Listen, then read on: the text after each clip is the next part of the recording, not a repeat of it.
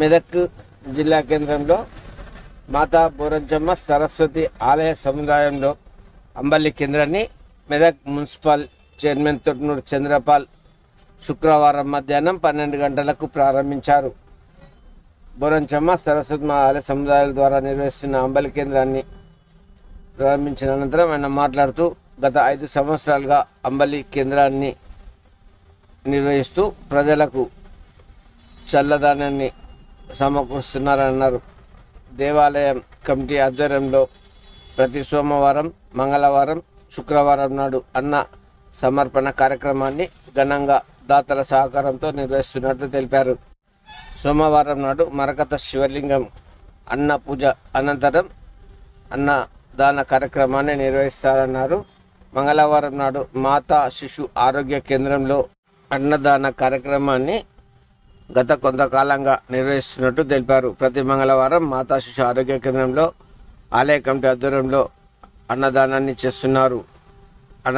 శుక్రవారం అమ్మవారి పూజ అనంతరం అన్నదాన కార్యక్రమాన్ని నిర్వహిస్తున్నారు.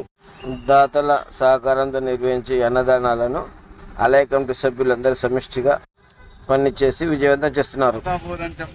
సరస్వతీదేవి ఆలయ అభివృద్ధి కమిటీ వారు ఈ రోజు నుంచి మార్చి 1, 3 నుంచి అంబలి వితరణ కార్యక్రమం జరిపించుతున్నారు. మరియు యథావిధిగా శుక్రవారం, మంగళవారం, సోమవారం అన్నప్రసాదం జరపబడును.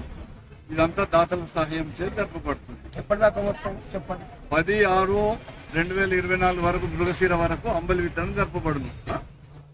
ఈ గుడి చైర్మన్ గా పరమేశ్వర్. టైమింగ్ చెప్పండి. టైమింగ్ 12 గంటల నుండి సాయంత్రం 4 వరకు దాతల సహకారం జరపబడుతుంది. 5 సంవత్సరాల నుంచి అంబలి దానం జరపబడుతున్నది.